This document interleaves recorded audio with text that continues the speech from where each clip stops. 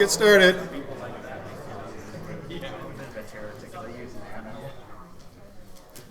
right, PS6 is out and is due end of the week. And there'll be no PS7 yet. PS7 will come out next week after the midterm, which is next week.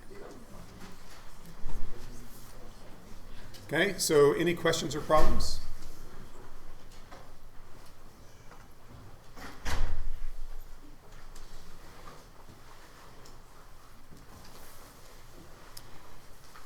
Okay, as a reminder, let's see, we're in week 7, so we'll do this lecture today. Then Thursday, Matt will lead a midterm review. And we'll do our best to video that, but in any event, my review from last spring is linked in here, so you can look at that. Then I'll be back on Tuesday, and we'll continue talking about number theory. And then the midterm is next Thursday. And I think it's just one more week and there's spring break, so that's nice. Yeah? Just to be clear, will the material covered on Tuesday, Tuesday's lecture there, be on the midterm? No, he's asking, will this lecture before the midterm be on the midterm? No, the only thing, the midterm will cover everything through last week plus this little bit we're about to do. So there'll be a little bit of modular arithmetic from last week on it, but that's all. I went through last night, and on occasion we ask problems. The problems basically that the TAs need to grade that aren't auto-graded. I put in the schedule, I put like PS4 key ideas. It gives this sort of the answer, not really a full answer, but the key idea behind the answer for those written problems. So you can look at that when you're preparing.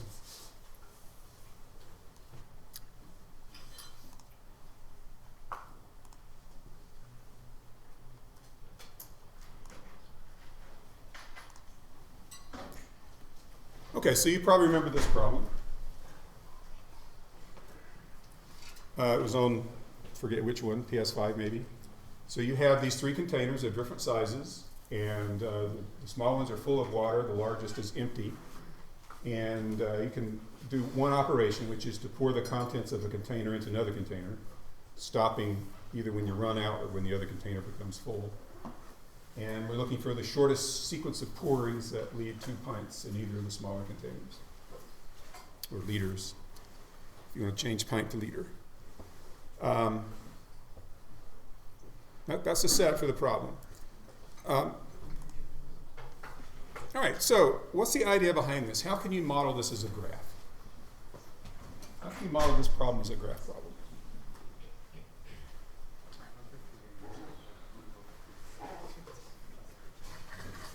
Yes? Yeah, so the way that I initially thought of it was each vertex is a tuple of the 7 and 4 liter containers and how much water is in them, if that makes sense. And then each edge is a singular pour into some Okay. container. So, in other words, the graph is a directed graph, Yeah. and the vertices represent the state of the situation, how much water is in each container. And then there's an edge from state A, from vertex A to vertex B, if there's a legal pouring that leads from one state to the other. That's the basic idea. And there's a bigger idea behind this than just the solution of this problem. It's that most of the time, when you use a graph algorithm to solve a problem, first of all, the problem doesn't come saying, use a graph algorithm for this. It's not labeled that way. It's just usually not obvious at all. It's not necessarily obvious that you should be using a graph. It's not like the problem's going to come along and say, okay, here is a graph, solve this problem on it.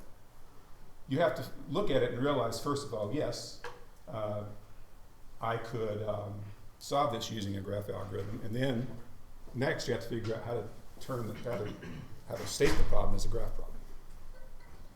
So I call that graphs in the wild.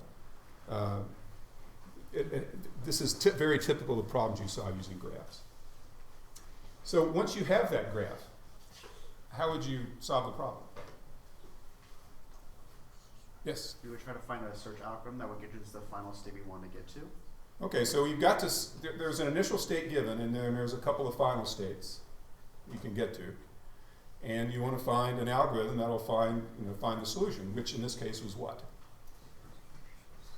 Breadth first search. You want to find the shortest path from a start state, from the start state to a finish state. Shortest path, no weights. So breadth first search is a natural thing. Now, suppose you were going to implement it.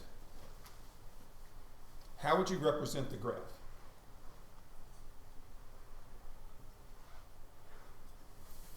How would you create the graph? How would you, what would it look like in memory?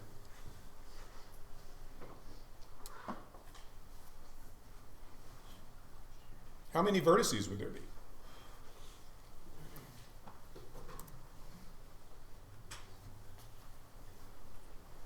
Yeah. I would probably just dynamically create it, so you start at the start node and then see what you can create out of it. And then Okay.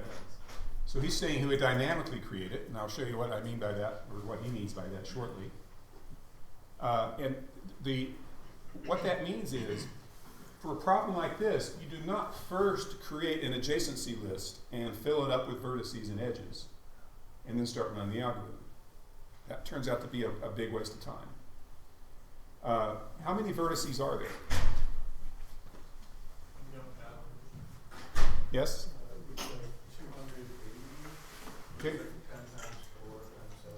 Okay, so you got a 4-pint, a 7-pint, and a 10-pint container.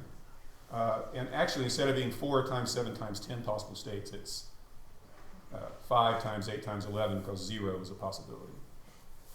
So whatever that product is, that's the total number of vertices. So if you were to create the graph, if you were to insist on creating a graph, you would create all those vertices, and you would find all the edges between them and put them into your data structure, and then start searching. And you could do that. It'd be kind of a pain to build the whole graph, just to search what turns out to be a small piece of it. Now, imagine that instead of playing this game, you're playing chess. And you want to view chess as a graph search algorithm. And each vertex in a chess graph would be what? A board position. How many different board positions are there in chess? Well, there are 64 squares. But how many different ways can you put the 32 pieces onto the 64 squares? Many. Okay? There are more possible games of chess than there are subatomic particles in the universe. So you wouldn't get very far playing chess if you first had to create a graph that represented every possible position and all their interactions.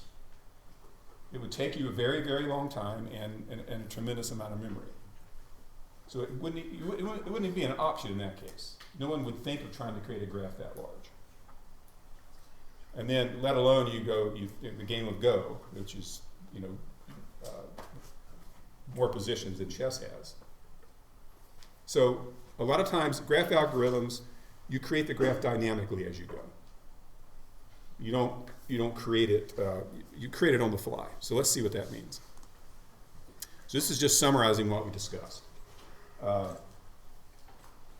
For example, there's a state 0, 7, 4, representing the 10, the 7, and the 4-pint containers, and edges if a pouring will get you from one place to the other. Notice it's not always bidirectional.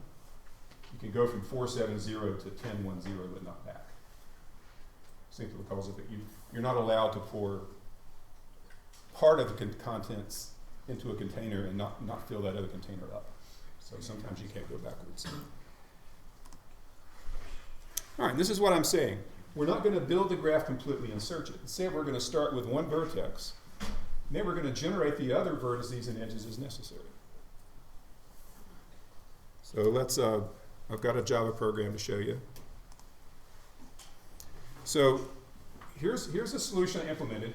There are two classes. State is think of that as representing vertices.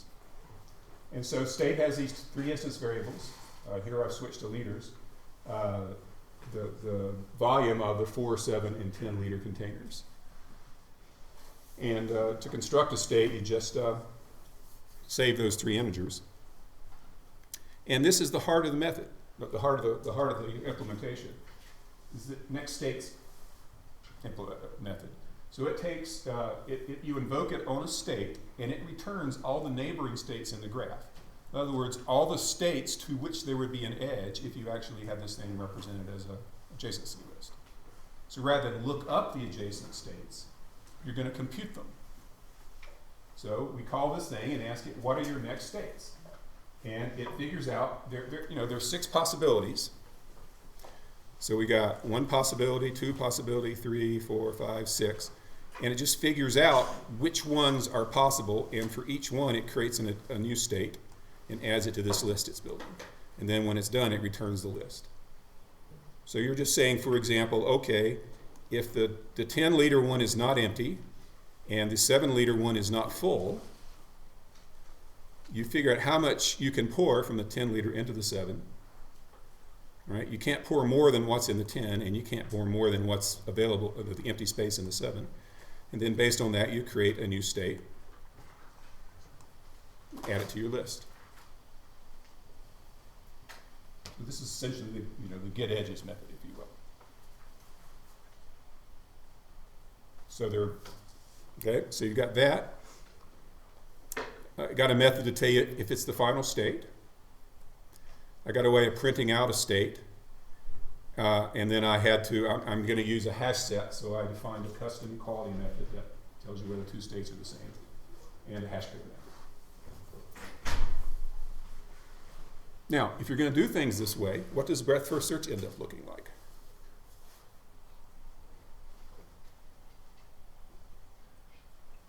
Does it look wildly different? Does it look the same? It's basically the same. So here is the method. Let's see, there's main. Breadth first search is somewhere down here. Okay, so I have my previous map, and start. So I'm keeping track. The previous is just the breadth first search, keeping track of the breadth first search tree. I don't really care about the distance, so I don't have the distance thing here. And I'm storing as the previous of start. Instead of storing null as a previous, I'm storing start. So if something has itself as the start, as the parent, then it's the root. I create the queue here using a linked list. I add to the end. While the queue is not empty, I remove the first. I have this loop here. Normally it would be looping over edges, but instead I'm just looping over next states. If I find one that doesn't have a parent yet in the breadth first search tree, I add it to the queue and put it back in previous. And if I'm at the final state, I return. So it's just breadth first search.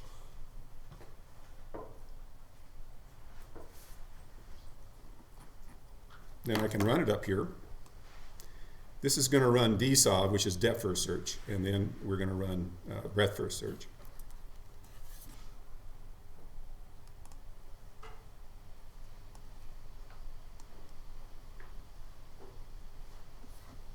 Okay, and it finds a path, and we could instrument it if we so chose to see how many states it generates, how many different states it generates. But I can tell you that there's a lot of states that aren't reachable from the start state, or that aren't reached because it takes a lot of porings to get there. So there are large portions of the graph that are never generated. You just end up generating the ones that are pertinent to the solution.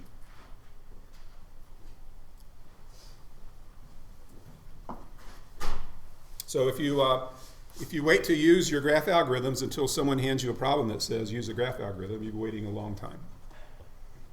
You have to be opportunistic about it. Any questions I could answer about this?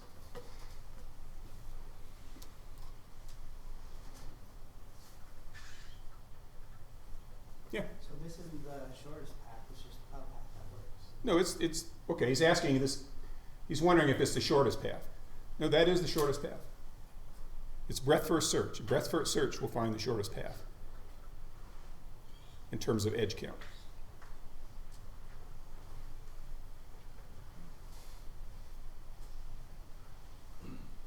Yeah. Is there a way we could determine exactly how much memory this would take if we were to run out an arbitrary problem? Like if we wanted to predict how much we could get to, could we? So he's asking, could we predict how much memory it's going to take? That just really, yeah, that's hard to predict. It depends on the problem. It also depends on the specific question you're asking. Which, you could change the start state criteria, and then it might take more or less memory. I guess we could put an upper bound. We could figure out how much the entire graph would take to hold in memory. That would be an upper bound. Any other questions?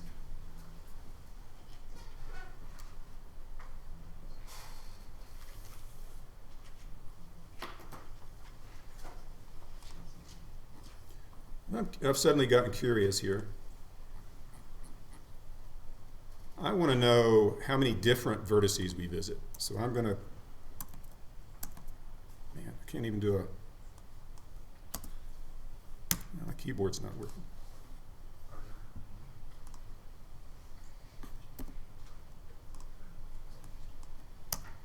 All right. Now I'll just do something really ugly here. Public static.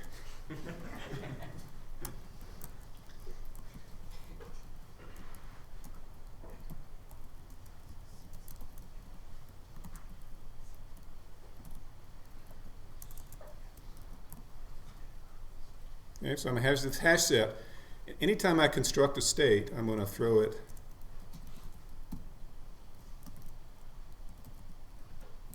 on that set. So by the end of the program, that'll contain all the states we ever created, which means I should be able to go back to my main here, and after I print out this,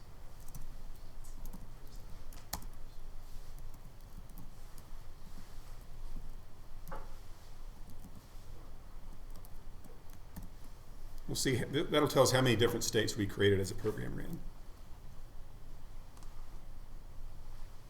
All right, so it only created 16 states. We only had to look at 16 states out of the several hundred that would be required otherwise. I'm glad I did that. Okay.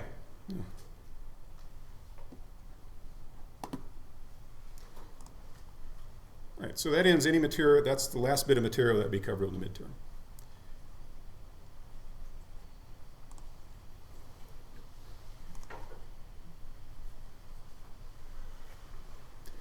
We started talking last time about modular arithmetic. Let me back up for a minute. How strange a thing is modular arithmetic, say modular addition? Is that something you encounter in daily life? Or is it something you just encounter in esoteric situations like public key encryption? Yeah? Encounter like the clock and the clock hands work the same way. Sure. So the clock up there, what time will it be in 1 hour? Not 1 hour, 2 hours. Right now it's 11:05. What time will it be in 2 hours? 1:05. So you just did some modular arithmetic. A clock like that is working mod 12. So when you add and subtract time, when you add and subtract hours to a 12-hour time system, you're doing arithmetic mod 12. Now, if we do it with minutes, right now it's 5 minutes after the hour. How many minutes after the hour will it be in 65 minutes? 5 minutes. 10. It'll be 10 minutes after the hour. You just did arithmetic mod 60. So it's common. Now, 24-hour clock, you'd be doing it the hours mod 24. Now, there's one weird thing about the time. There's no 0 o'clock. Normally, in mod 12, the numbers you're looking at, the distinct numbers, are 0 through 11. But for time, we use 1 through 12. Does that mean it's not modular arithmetic?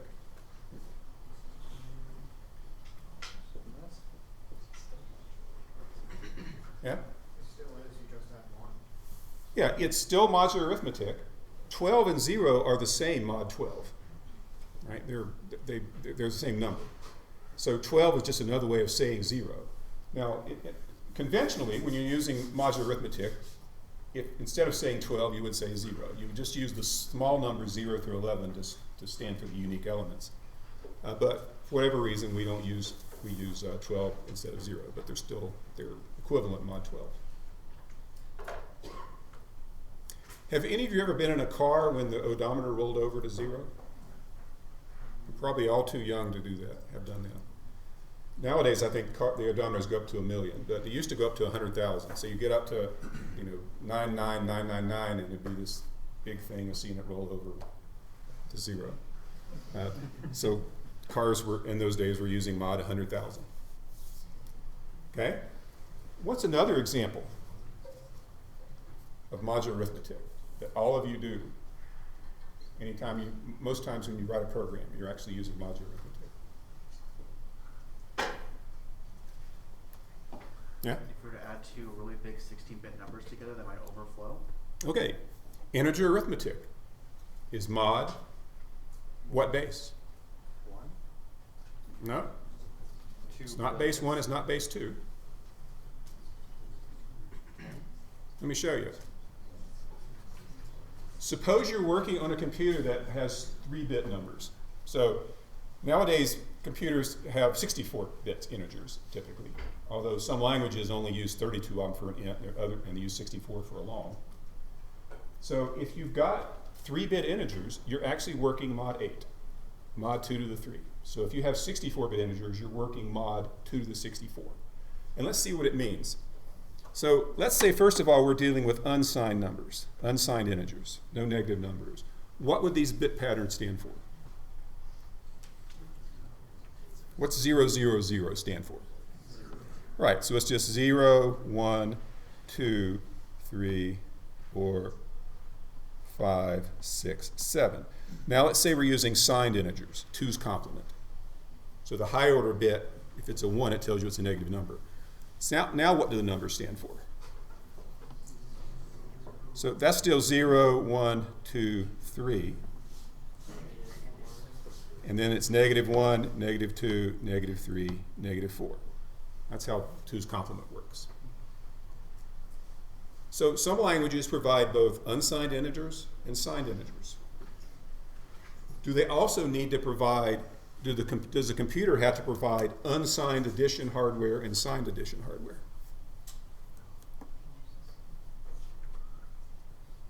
It turns out no, because signed addition and unsigned addition is the same. It's just mod, you're just working mod 8 here. So first of all, you'll notice that these 0, look at the number in the U line and the S line column, unsigned and signed. You've got 0, 1, 2, 3. They all agree. 4 and negative 4, 5 and negative 3. What is the relationship between these pairs of numbers? 4 and negative 4, 5 and negative 3, 6 and negative 2, 7 and negative 1. Yeah? The number is used subtracted by 8. Okay, so you've observed one thing, but use mod 8 in your answer, yeah?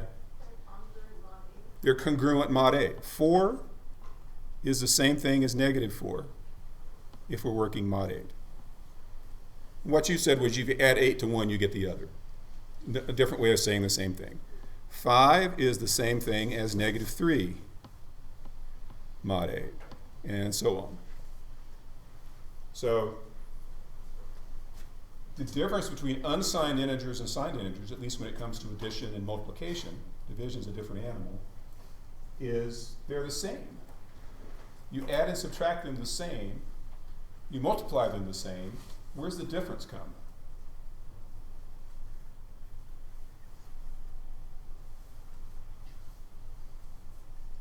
Why does a language have a distinction between them? There has to be some difference. Where does the difference come along?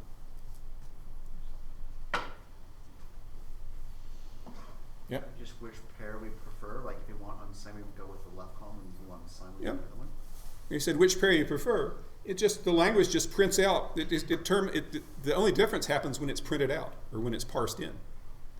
So if you ask your language to print out a number that contains 1, 0, 0. If it's an unsigned integer, it will print 4. If it's a signed integer, it'll print -4. It's two ways, two ways of describing the same number, modulo 8. So what happens when you do, in unsigned integers, you do 7 plus 1? Right? So you get the answer 0, 0, 0, and you print out 0. Okay? That was unsigned. What happens when you do the same in signed? Okay? Suppose you do -1 plus 1. You also get 0, 0, 0, and it'll print out 0. It's the same operation. To the computer, it's exactly the same thing. You took this bit pattern 1, 1, 1, you added this bit pattern 0, 0, 1, and you got this answer 0, 0, 0. And whether you were doing 7 plus 1 or -1 plus 1, if you're working mod 8, which we are, that's just two ways of asking the same question. 7 and -1 are the same thing, mod 8. So it's not like the computer has to have one piece of hardware to do the signed computations and another for the unsigned. It just has, it's the same question. It's the same thing every time. It just deals with bit patterns. And then sometimes it prints out negative signs, sometimes it doesn't.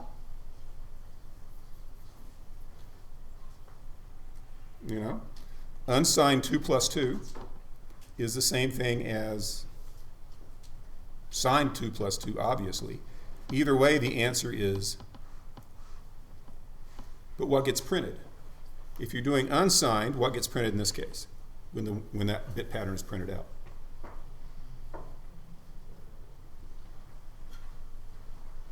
You can see it from my chart here. 4. And when you're doing it with unsigned, what gets printed out? -4. It overflowed. But that's the same thing, mod 8.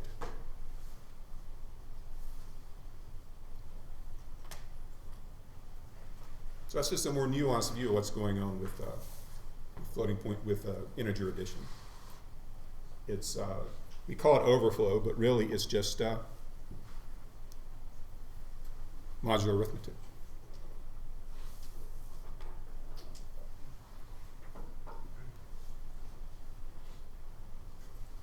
You can go back to this.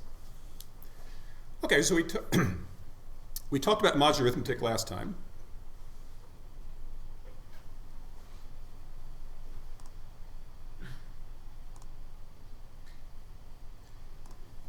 So let's practice.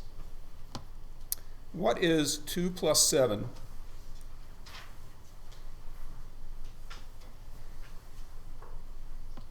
mod 8? Let's ask you to do that. 2 plus 7 mod 8. 1. Okay, so that's equal to 1. So we're using mod as an operator here. So when we use this as an operator, what I want is I always want an answer that's the smallest it can be is 0. The largest it can be is 1 less than the modulus. In this case, 7. Okay? What would be 2 times 4 if we're working mod 5? 3. So how do we get that? 2 times 4 is 8. And subtract 5 from it, we get a 3. That gets it in the right range. So the answer is 3. So the thing to realize, let's say we're working mod 5. We've only got, modular arithmetic is so much easier than regular arithmetic because there are only 4 numbers. If we're working mod 5, those are the only numbers, 0, 1, 2, 3, and 4. Now, there are other ways to write that number. What's another way to write 0? 5, 10, 15. In mod 5, those are all the same thing. And rather than use 0 as the answer sometimes and 15 as the answer the next day, we just always use the simplest one, which is 0. Same thing with 1. It's either 6, 11, 16, 21, and so on. But we prefer the simpler answer. So there are only 5 things to worry about. So if you got to solve an equation, you don't have an infinite number of integers to worry about. You just got the 1. So let's try to solve this equation.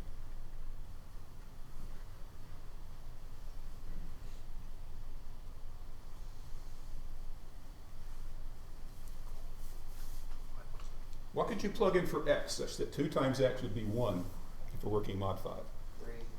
3.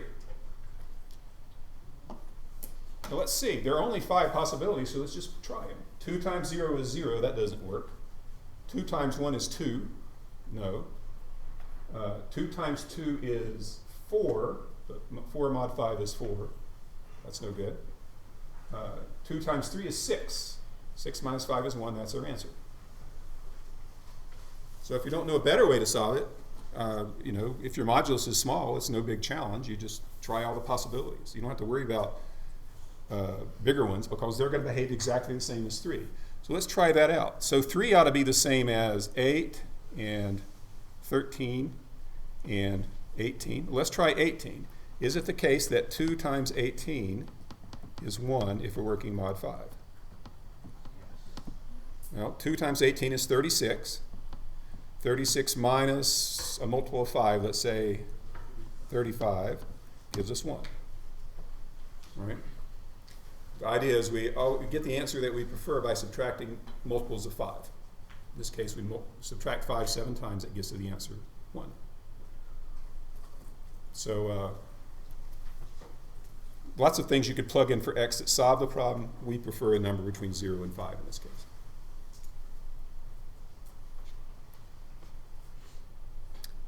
All right, let me try another one.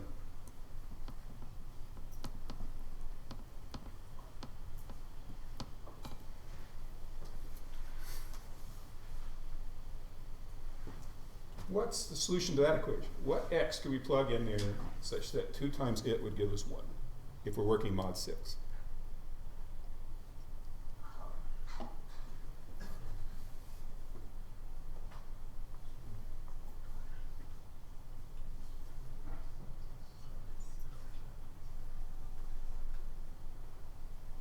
Yeah. 0.5. Well, 0.5. Now let's look at that answer. That's a perfectly fine answer if you're working in the real numbers. But it won't work here because modular arithmetic is strictly about integers. There are no fractions. And in mod 6, it's about the numbers 0, 1, 2, 3, 4, or 5. The only possible answer is 0, 1, 2, 3, 4, or 5. There wouldn't exist because that number has to be even, but mod 1 would be Okay, it turns out this equation doesn't have a solution. No matter which of the 6 possibilities you plug in, you won't get 1. Now, is it weird to be able to have an equation with no solution? Does that happen with regular integers? Sure. Suppose I ask you to solve this equation using integers. There's no integer that solves that equation. So it's not a strange situation, but sometimes your intuition fails you. The answer is not a half. The answer is there is no answer. That's an equation that doesn't have a solution. Okay, what about this equation?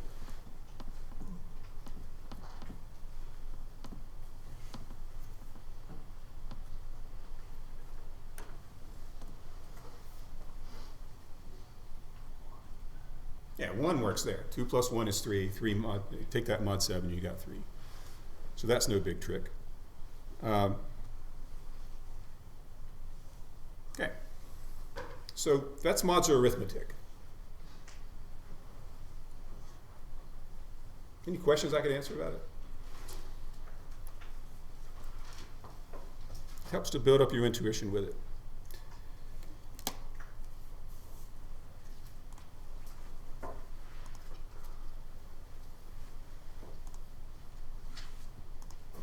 Okay, so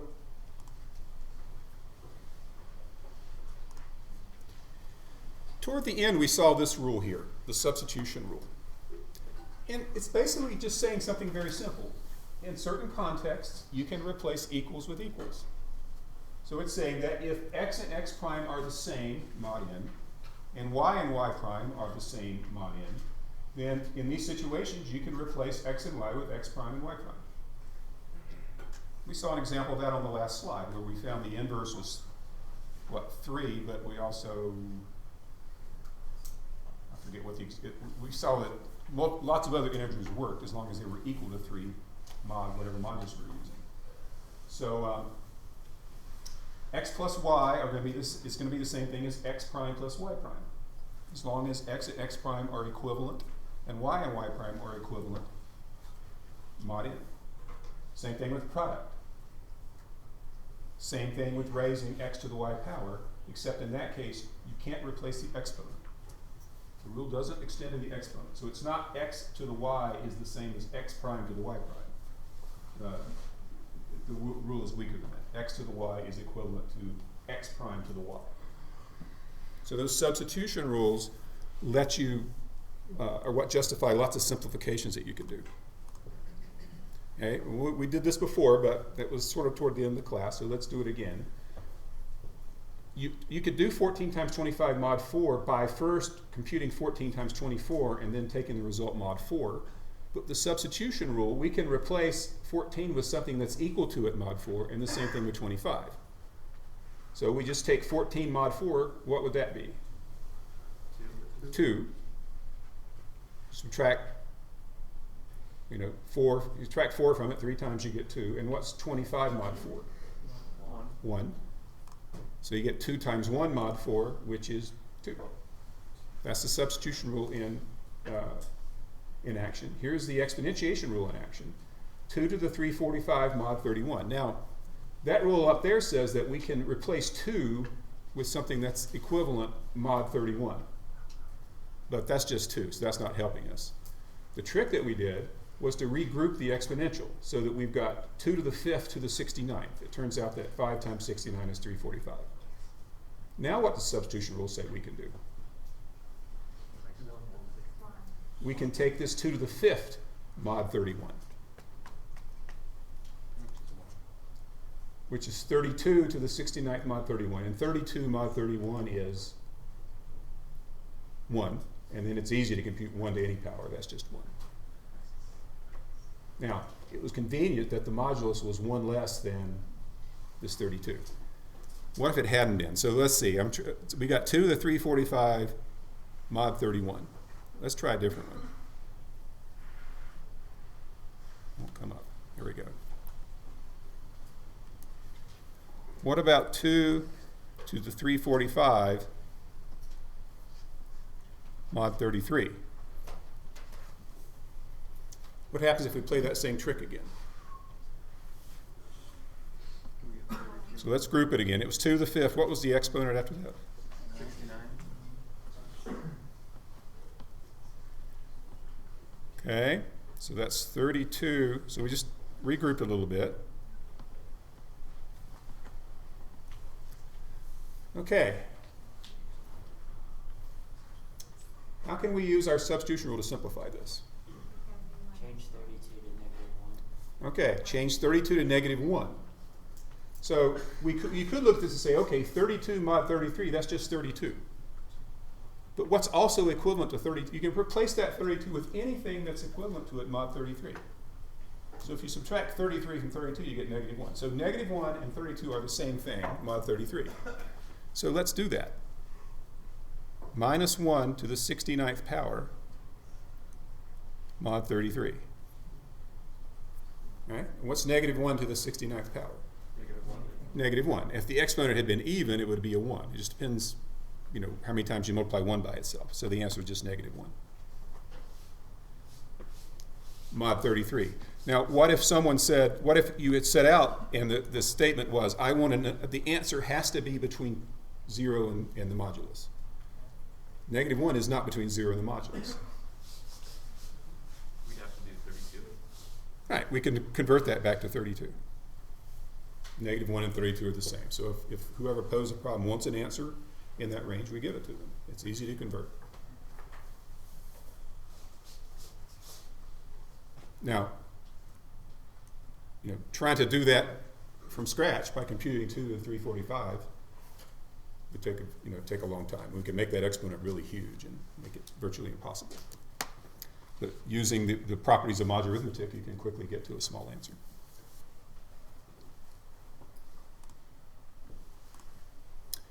Okay, and then I'll just observe that the usual rules that you're used to with arithmetic still work. It's associative, commutative, distributive. All right, now let's turn to algorithms for doing modular arithmetic. So we're going to work with integers x, y, and n. So capital N is going to be our modulus. And we're going to assume that 0 and y are in that nice range from 0, 0 or bigger, but smaller than n.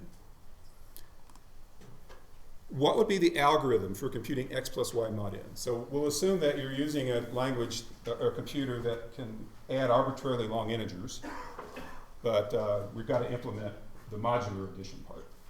We're trying to create a modular addition algorithm, and all we have are integer operators. So what would the code look like for computing x to the y mod n, x plus y, I'm sorry, mod n? X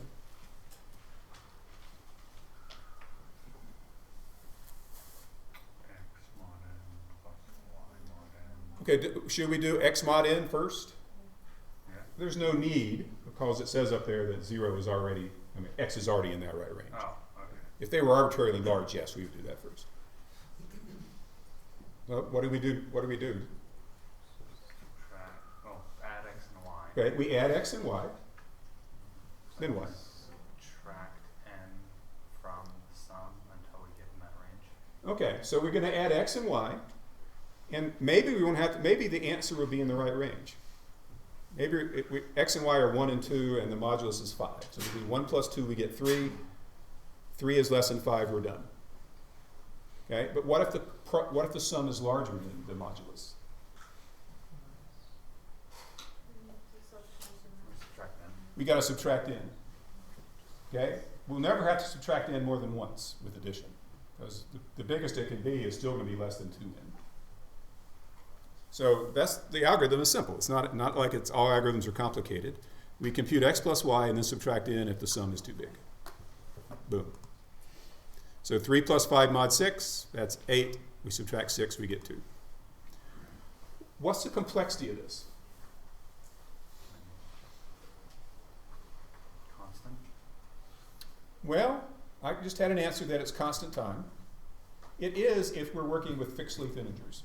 But for the rest of this discussion of modular arithmetic, we're not going to assume we have fixed length integers. We're going to assume arbitrary length integers that we've dealt with. We've dealt with those before. So what's the cost of adding x and y? If we're talking about they can be arbitrarily long. Or the modulus can be arbitrarily long. Yeah? Do we have to look at the whole integer, or can we just cut off like one end? Well, he asked, do we have to look at the whole integer? If we're working mod a power of 2, we could do tricks with bit shifting and ignoring parts, but we're not going to assume that. So what's the cost of adding 2 integers? Constant. Well, arbitrary length integers. Maybe they have 1 million bits. Yeah? Linear in the number of bits. So if we're talking about 20-bit integers, it would be, it would take a certain amount of time. 40-bit integers would take twice as long, or I should be saying 200 and 400, something like that. So the thing is, we don't have anything that says how many bits are in the number. But I know that none of the numbers have more than log capital N bits. How do I know that? First of all, why am I focusing on capital N?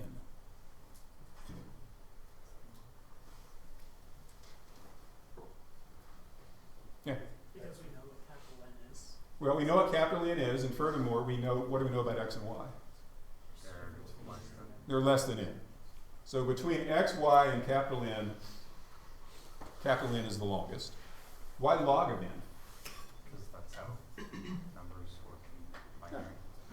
The number of bits it takes to represent a number is about log n. So the number of bits it takes to represent the number n is about log n. So all 3 numbers have that many bits. So then what's the complexity of doing an addition and then a subtraction? What do you remember about the complexity of grade school addition? It's linear in the number of bits. So you're going to do a log capital N addition and then a log capital N subtraction. So that's the complexities. Log capital N. It's linear in the number of bits, and the number of bits is that log N term. Okay? What about that? What would be the algorithm for doing a product? First step is multiply x and y.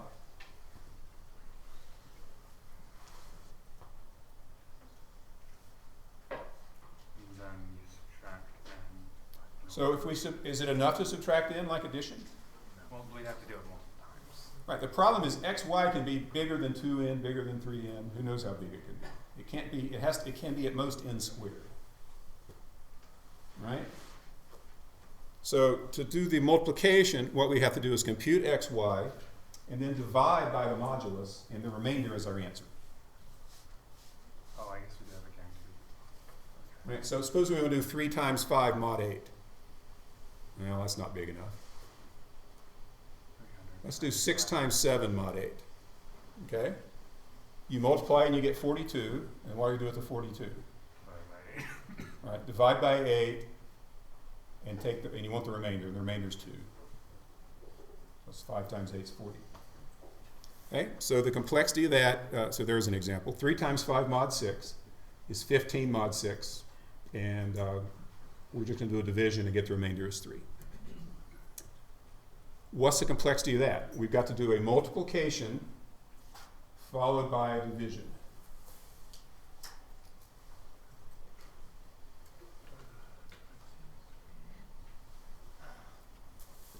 Let's see.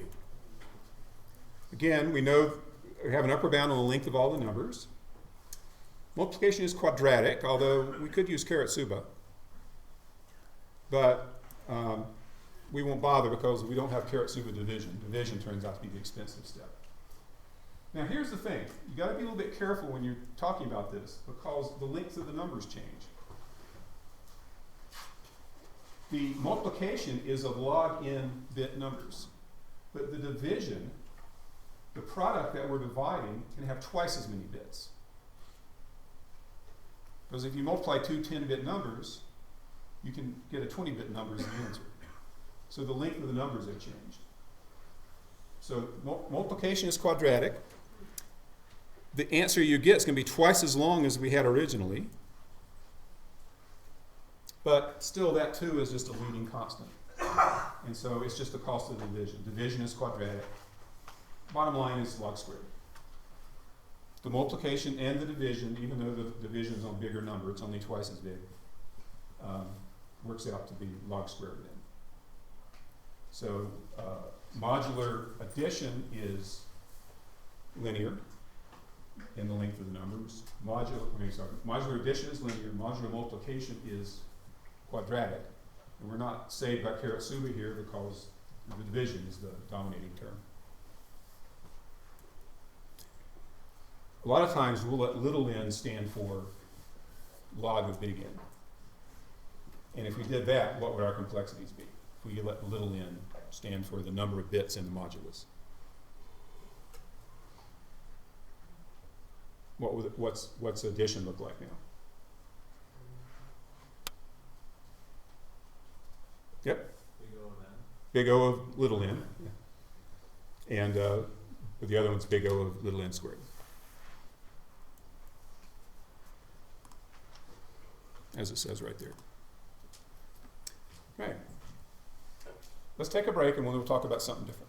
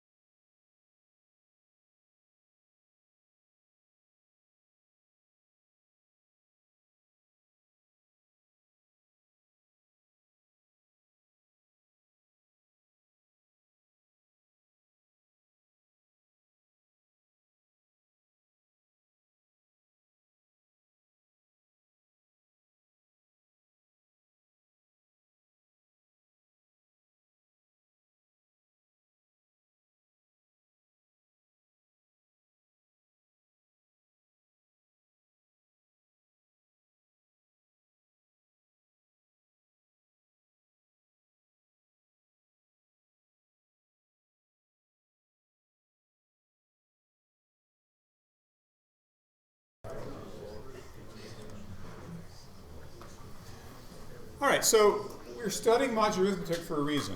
And that reason is we're going to understand eventually how public key encryption works. Public key encryption is what makes e-commerce secure. It's how your browser and Amazon server are able to talk securely.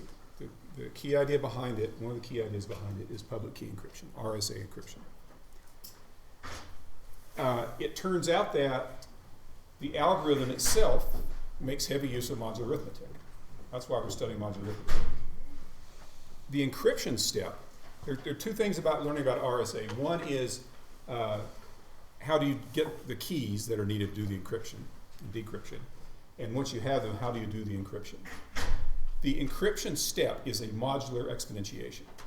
It's taking a big old number, which might represent hundreds of bits of your message. So you have to break your message up into chunks of hundreds of bits. Hundreds of bits. So the encryption step is to take a bunch of bits raised to a power, which is hundreds of bits, mod another number, which is a bunch of bits. So it's like 2 to the 5th mod 7, except we're talking about many hundreds of bits long numbers.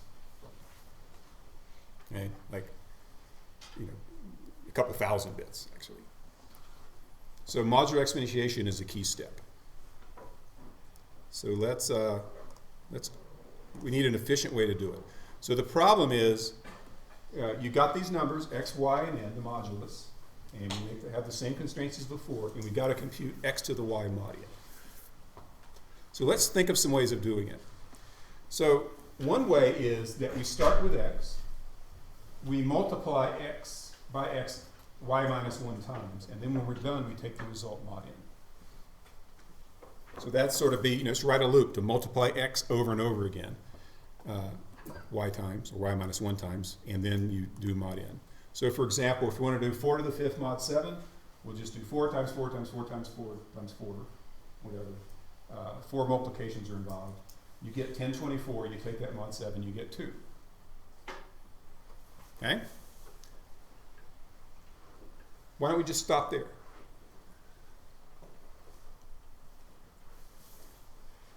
Yeah. That's a really expensive operation, especially if you're getting bigger bits. Okay. It's a very expensive thing when these numbers are big. It's fine when we're just doing 4 by itself, 4 to the 5th. The number's not too big. But remember, with each multiplication, the number gets longer and longer. So let's suppose we're dealing with 1,000-bit numbers. One multiplication will take you from 1,000 bits to 2,000 bits. The next one will take you to 4,000 bits, and then 8,000 bits. I'm saying we're not squaring. The length will increase by 1,000 bits with each multiplication. Okay? And so, multiplications are expensive enough by themselves, but as the numbers get longer, they get more and more expensive. And we're not multiplying it by itself 4 times. The number of times you're multiplying it by itself is encoded as a 1,000-bit number. That's a lot of multiplications to do, even if the numbers weren't getting bigger. So let's just get a feel for how bad this is. So we do one multiplication, and that costs n squared, and the result is 2n bits. The next multiplication is 2n squared operations. The result has 3n bits. So where does the 2n squared come from? Up here, we're multiplying an n-bit number by an n-bit number. What are we doing down here? Right, our product was 2n bits. We're multiplying that by the original n-bit number, so that's 2n squared operations. And we have 3n bits. Multiplication 3 is 3n squared operations. The result has 4n bits. And the last one is going to be multiplication y minus 1. That'll be y minus 1 n squared operations. The result has yn bits. So that's just to compute the product.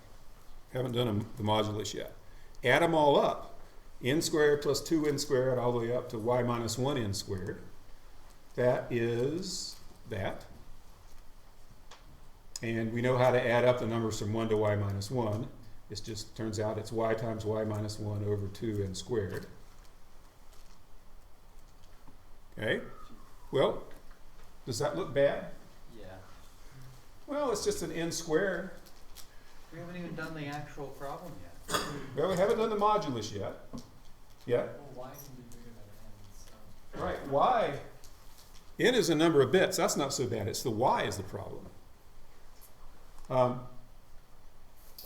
Okay, so this is basically y squared. So it looks like omega of y squared n squared. It's going to take at least that much, plus the modulus. Okay? But remember, when you talk about the complexity of a problem, you've got to talk about it in terms of the length of the length of the problem. N is a measure of the length of the numbers we're dealing with. Y is not. Y is a magnitude.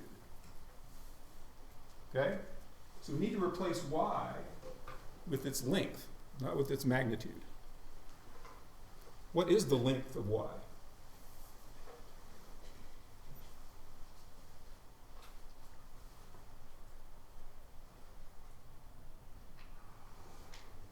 How many bits are in y? Potentially, Yeah. Log y. Okay? So,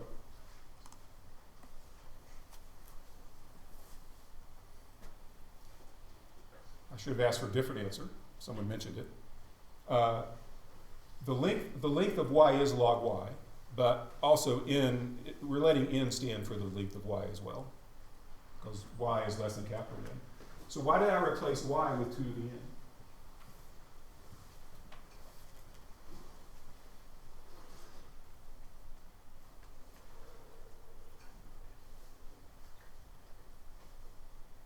Yep. If log y is n, then 2 to the n is y. Right. 2 to the log y is y, right?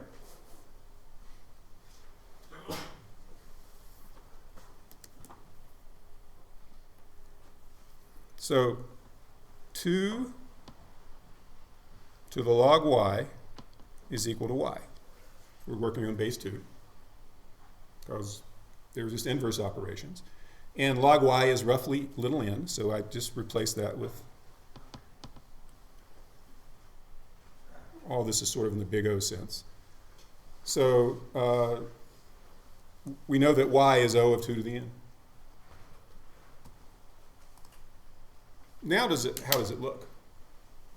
To compute this x to the y power using n-bit numbers, but x and y are n-bit numbers, it's going to take at least 2 to the n squared, n squared. What's a name for that type of algorithm? It's what? It's exponential. 2 to the n by itself is exponential, let alone squaring it. The n squared is irrelevant, you know. Or another way, it's 4 to the n squared operations, and that's, our answer then would have 2 to the n times n bits. So it would take a very long time to compute. It would be an extremely long answer, and then we'd have to turn around and compute its modulus. So we've still got to do a division on that massive number. Now, we're talking about, maybe 1,000 or 2,000 bit numbers. 2 to the 100. There's more, I already used this phrase once today, but there aren't that many subatomic particles in the universe. So you couldn't store this number anywhere. There's not enough, you couldn't make enough memory out of the stuff in the universe to store it. So forget about this algorithm. It's completely impractical. It takes too long and the answer is completely unmanageable. We've got to do better. Because this is what RSA does all the time. It's computing these modular exponentiations. So let's do another, we need another plan. What would be a better plan?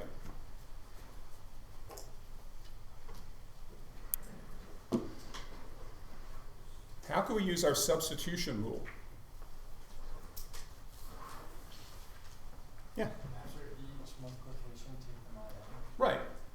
So in that last algorithm, we did a multiplication and it got a longer number. Another multiplication, still longer. Another multiplication, still longer.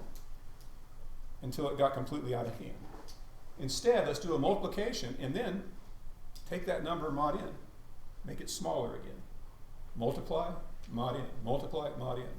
So at least the number won't get out of hand. The number will never be bigger than our capital N each step of the way.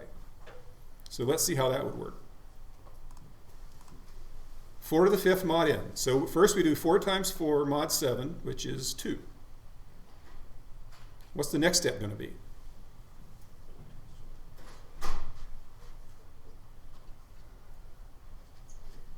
So multiplication. What are we multiplying in the next step? Yeah. Okay, it would be 2 times 4. We take our product, which is 2. Before, we would have taken 16 times 4. But since we knock it down to size, we do 2 times 4 mod 7, which is 1. Then we do 1 times 4 mod 7, which is 4. And we do our last multiplication and get 2. So the answer is, we got the answer. Furthermore, that is the answer. We don't have to bother with doing a division now because we just kept things in small all the time. So that's good. But is this a solution to our problem?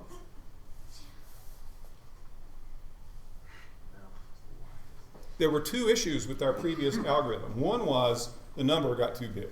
Oh, we've solved that problem. What was the other problem? We had to do an incredible number of multiplications. If you have a 1,000-bit number, we're doing 2 to the 1,000 multiplications. That's going to take an eternity, literally. Yes? Can't you just mod the number of multiplications you do as well? Well, right. So you remember the substitution rules? You could mod in x to the y, which is what we're doing. You could take the mod of the x, but you can't take the mod of the y. Okay? Well, let's see how bad this is. Each step takes a quadratic multiplication and division. So that's, if little n is the length of our numbers, that's n squared. And we had to do y minus 1 of those operations. And that y is 2 to the n. So 1,000-bit number is the length. The magnitude, 2 to the n, is 2 to the 1,000. So our number is huge, even though the number, you can have, it's only 1,000 bits. That's not a lot of bits. But the number it represents is enormous. 2 to the 1,000 is too big to deal with. You can't do that many multiplications. Okay? So that's not going to work either.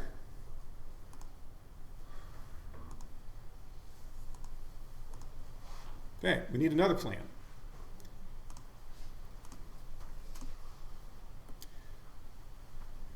Let's take this special case right here. The exponent is a power of 2. 4 to the 8th.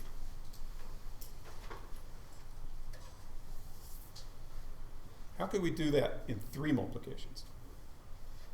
Yeah? So just take the number times the number times itself, mod n times that thing again, mod n times itself again. Okay, so repeated squaring. So you can compute 4 to the 8th. Forget about the mod 7 for now. You can compute 4 to the 8th by doing 4 times 4 times 4 times 4 and so on. Or you could do it by doing 4 squared and then squaring that and then squaring that. So you go from 4 to the 1, you square it, you get 4 to the 2, you square it, you get 4 to the 4, you square it, you get 4 to the 8th. So 3 squarings instead of 8. Now, what if it was 4 to the 256th? How many squarings would be needed? 256 is 2 to the 8th. That would take 8 squarings. Okay? What if you were raising it to the power 2 to the 1,000, that massive number? How many squarings would it take? So raising it to the power 2 to the 3rd took 3 squarings. Raising it to the power 2 to the 8th took 8 squarings. So what do you think raising it to the power 2 to the 1,000 is going to take? Just 1,000 squarings. So 1,000 squarings is a lot better than 2 to the 1,000 multiplications, which is what we were doing before. So that's the idea behind the modular exponentiation algorithm, is to do it with repeated squarings. Now, what's the problem? It only works if it's Right. Exponents don't always come in powers of 2. So we got to think about this. But this is looking more hopeful. So there's 8. x to the 8th is just repeated squaring. And the way we'll do it, to keep the numbers from getting too big, is we'll do 4 squared mod 7, that's 2. Then we do 2 squared mod 7, that's 4. And then we do 4 squared mod 7 again, and we get 2. And we're done. So we're going to use a divide and conquer algorithm to do modular exponentiation. So here it is. So we're raising x to the y power mod n. We got those assumptions at the top about the numbers. If y is 0, that's our base case, we return 1. X to the 0 power is going to be 1. Although x is, yeah, I guess we're defining 0 to 0 as 1. But anyway, otherwise, we raise x to the y over 2 power with the recursive call. And then if y is even, we square that and return its modulus. Otherwise, we square it and multiply by x and return its modulus.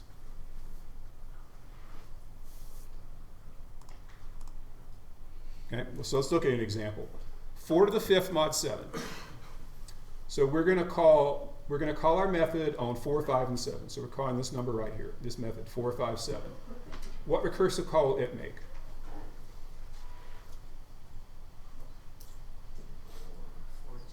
4, 2, 7. And there it is. What recursive call does it make? 4, 1, 7. 4, 1, 7. What recursive call does it make? 4, 0, 7. Okay. So what does it return?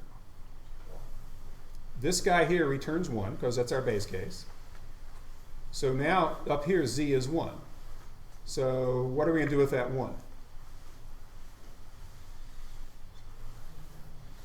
It's odd, so we'll return 1 times z squared mod n. Well, we're looking if y is even. Oh. Okay. Is y is 1 right here. Is it even? No. No. So we're going to square z and take it and I'm sorry, I keep covering things up here. We're in this case down here. So we're going to square z, multiply by x, take that result mod in and return it. Okay? So 1 is the answer we got back from the recursive call. That's our z. We square it, multiply that by 4, take that mod 7, and that turns out to be 4. 16 mod 7 is 4. So we return that up to here. And so it's going to take its answer, square it, not multiply, because in this case y is even, so it doesn't multiply by x. It just squares the return value, mod 7, to get 2. And up here we're in the case where, the exponent is odd. So it does this 2 squared times 4, mod 7 is 2. Okay? I'm going to switch to a different slide here.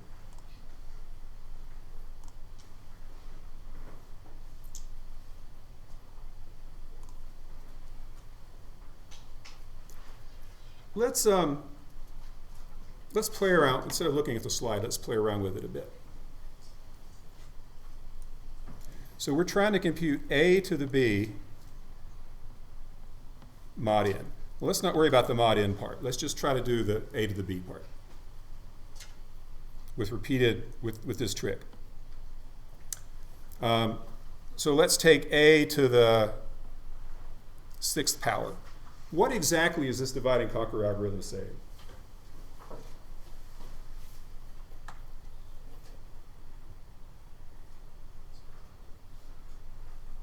How is it computing a to the 6th power?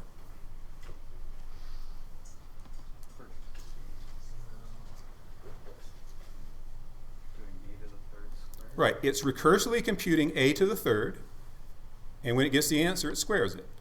And that's a to the 6th, right? How does it do a to the 5th? What does it recursively compute?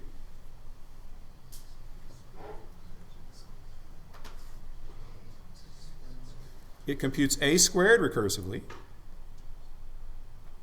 and squares that, but that doesn't give us the answer we need, right? Multiply by 8. So we get a to the 4th. So how do we get a to the 5th? That's the case where you multiply by a. So at each level of the recursion, in both, if the exponent is even, you always divide the exponent, the 6 here, by 2 to get the exponent for the recursive call.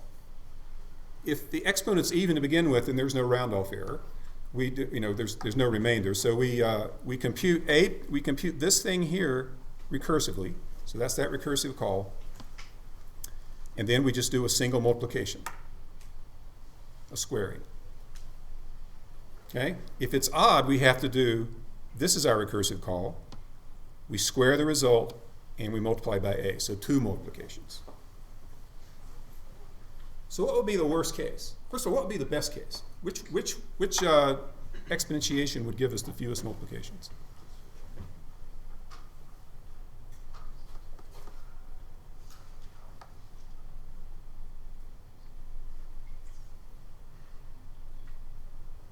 You already know the answer. What exponent gives us the best? A power 2. So let's see what happens when you do a to the 8th. Okay? To compute a to the 8th, you're going to compute a to the 4th and square it, right? To compute a to the 4th, you're going to compute a to the 2nd and square it. And to compute a to the 2nd, you're going to compute a to the 1st and square it. So you can see that things are working out nicely. What about a to the 7th, though? 1 less than a power 2. What happens there? All right, we're going to compute a cubed, square it, and multiply by a. To compute a cubed, we got to compute a to the 1, square it, and multiply by a. So if it's 1 less than a power 2, that requires twice as many multiplications as the next exponent up. But still not bad. How deep can this go? How many of these, at each level of the recursion, we either got to do 1 or 2 multiplications, so let's call it 2. How many levels can the recursion have if we're dealing with n-bit numbers?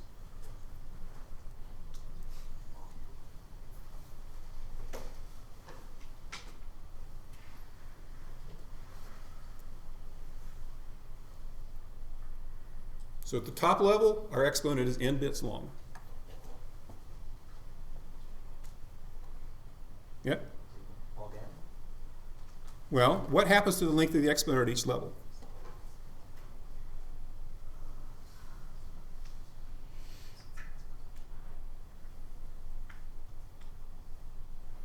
Okay. Let's say we're doing a to the x, where x is 100 bits. What will the recursive call be?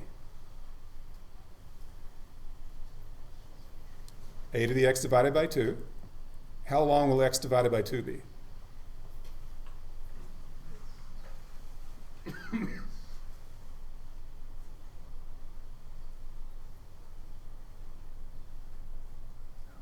Yeah? 99 bits. Dividing by 2 is just getting rid of the low order bit. So if our exponent is initially n bits, how deep can the recursion go? 100-bit exponent, next time is a 99-bit exponent, 98. That's a depth of n.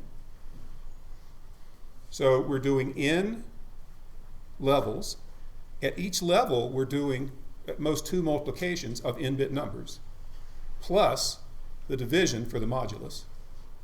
So what's the cost of those 3 operations at each level?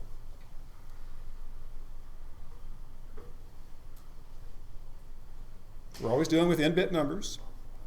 So the multiplication's n squared. What's the division?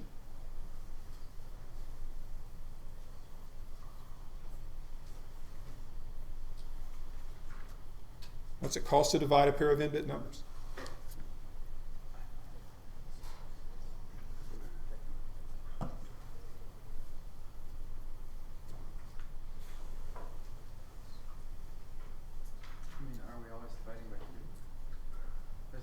Oh, I'm not talking about the cost to divide of the. I'm talking about the modulus at the end. For the exponent, it's simple. You get rid of a bit. Yeah, that's what I was thinking. So But at each level, what you're doing, at worst, what you're doing at each level is you're doing x times z squared mod n, where z is the answer to the recursive call. So I'm talking about that multiplication there, this multiplication here to compute the square and this division to compute the mod. The two multiplications are n squared because the numbers are n bits. What's the division? 2 log base 2 of n. It's not a trick question or anything. It's not even a hard one. I even gave you the answer a few minutes ago.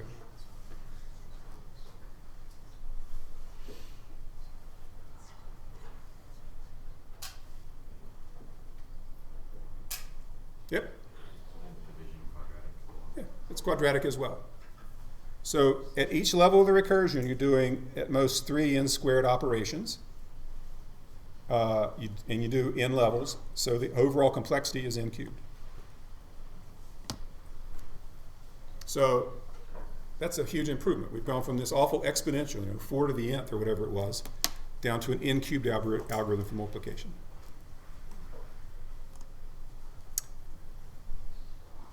So there's our algorithm. It's just based on that idea that you divide the exponent in half, compute that, square the result, and then maybe multiply by the x in case there was an odd exponent, and you got the answer.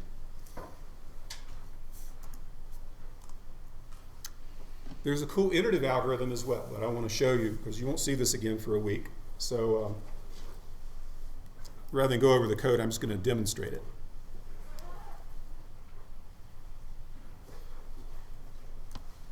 So let's try to compute, let's take 2 to the 6th power. So we're going to write it as 2 to the 110. We're going to write that exponent in binary. Okay? And we're going to start with an answer of 1. And we're going to look at the bits from left to right. And when we see a 1, we are going to square this number here and then multiply it by 2. When we see a 0, we're just going to square. So let's try it out. This is our number here. We see the first bit is a 1, so we square the 1 and get 1, multiply by 2, and that gives us 2. What do we do with this bit 1 right here? Square it to get 4, multiply it by 2 to get 8. And then we see this 0. When you see a 0, you just square and don't multiply. So we square the 8, and we get 64, which is 2 to the 6th. So you don't have to do this recursively. You can just write a loop that loops through the bits of the exponent and either squares and multiplies or just squares depending on which bit. And that's all this is saying right here. Is for each bit, high to low, if the bit's 1, square z, multiply by x, otherwise square z, return z at the end. That's modular exponentiation. So it'll be a week before we pick this up again. Remember, there'll be a midterm review on Thursday.